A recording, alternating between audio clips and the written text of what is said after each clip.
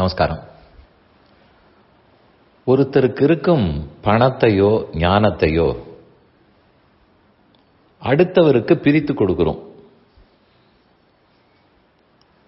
பல பேருக்கு பிரித்து கொடுக்கலாம். ஒரு 100 ரூபாய் நோட்டு, அதை 20 ரூபாய்களாக பிரித்தால் 5 நோட்டு கிடைக்கும். 10ஆக பிரித்தால் 10 நோட்டு கிடைக்கும். 5 ரூபாய் நோட்டாக பிரித்தால் 20 நோட்டுகள் கிடைக்கும். 1 ரூபாய் நாணயமாக பிரித்தால் 100 நாணயங்கள் கிடைக்கும்.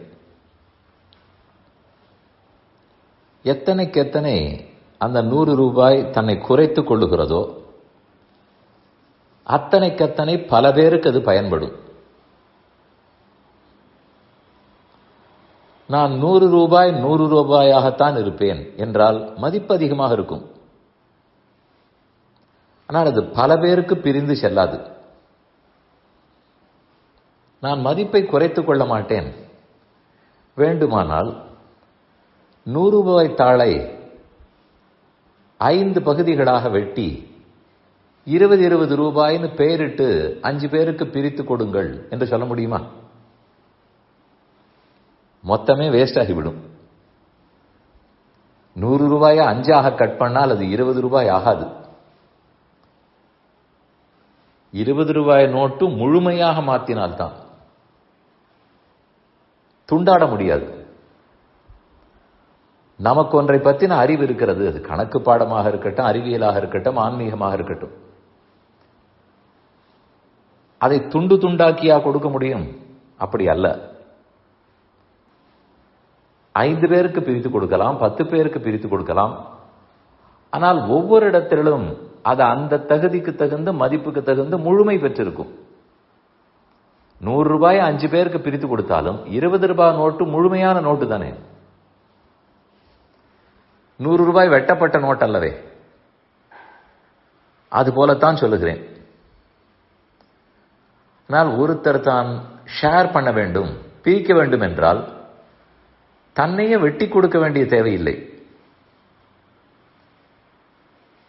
ஆனால் அதை பிரித்து கொடுக்கும்போது ஓரளவுக்கு நம் நிலையிலிருந்து இறங்கி வந்துதான் கொடுக்க வேண்டும். நானாகவே இருப்பேன், யாருக்கு ஆக்சசபிளே இல்லை என்று இருக்கக்கூடாது. அது பணக்காரராக இருந்தாலும் மெத்த படித்தவராக இருந்தாலும் தன் நிலையிலிருந்து அடுத்தவர்களுக்காக இறங்கி வருவார். அப்போதுதான் அந்த பெருமையை நிலைக்கும். சரி, அப்படி நாம் எல்லாருக்கும் பிரித்து கொடுக்கிறோமே, அவருக்கானால் 100 ரூபாய் கிடைக்காதே, 20 ரூபாய் தானே கிடைக்கும் 5 பேருக்கு பிரித்து கொடுத்தால். வாஸ்தவம். ஆனால் அந்த 20 ரூபாயை வைத்துக்கொண்டு அவர் தன்னுடைய புத்தியும் பயன்படுத்தி 100 ரூபாய் ஆக்க வேண்டும். அப்படித்தானே பணத்தை பிரித்து கொடுத்தால் அதை முதலீடாக வைத்துக்கொண்டு வளர்ப்பார்கள். அதுபோல நானும், அது ஒருத்தர் பணமாக இருக்கட்டும், ஞானமாக இருக்கட்டும், அதை 5 பேருக்கு கொடுக்கிறோம். இதில் ஆச்சரியம், அது 5இல் 1 பங்கு ஞானமாகி விடாது. ஒரு அல்ஜீப்ரா பாடத்தையோ பகவத்கீதையில் ஒரு அத்தியாயத்தையோ ஒருவர் 5 பேரை உட்கார்த்தி வைத்து சொல்லிக் கொடுக்கிறார் என்றால் அது என்ன 20 ஸ்லோகங்களாக இருப்பது? ஆளுக்கு 4 ஸ்லோகமா கிடைக்கும்? இல்லையே, எல்லாருக்குமே 20 ஸ்லோகங்கள் கிடைக்கும். அதுதான் ஞானத்தில் இருக்கிற பெருமை. ரூபாய் நோட்டு கூட 5 பேருக்கு பிரித்து கொடுத்தால் 5 20 தான் கிடைக்கும். 5 பேருக்கு 100 ரூபாய் கிடைக்காது.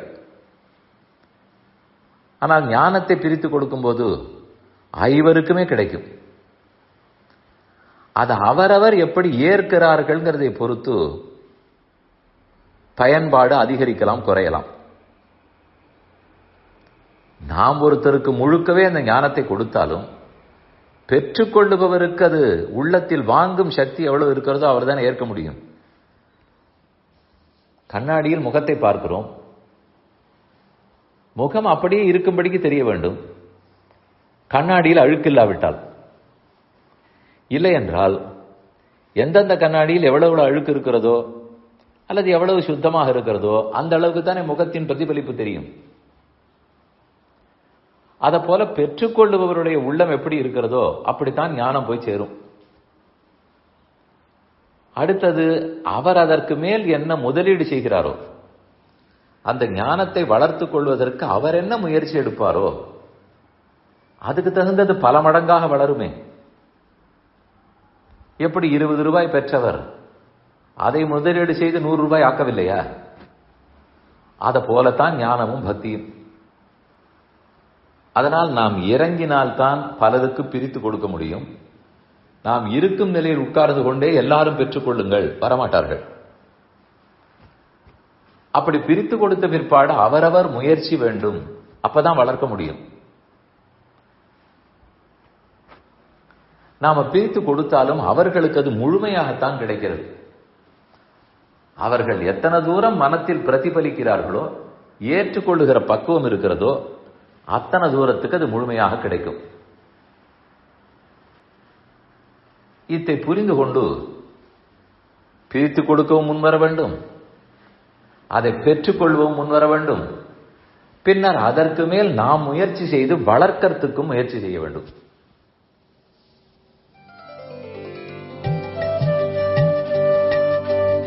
இந்த என் பணி ஆடியோவை உங்களுக்காக வழங்கியவர் வேலுக்குடி ஸ்ரீ கிருஷ்ணன் சுவாமி.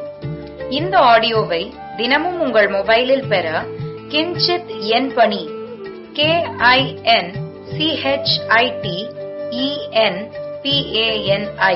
என்ற ஆப்பை கூகுள் பிளே ஸ்டோரிலோ அல்லது ஆப்பிள் ஐ ஸ்டோரிலோ டவுன்லோட் செய்து கொள்ளவும்.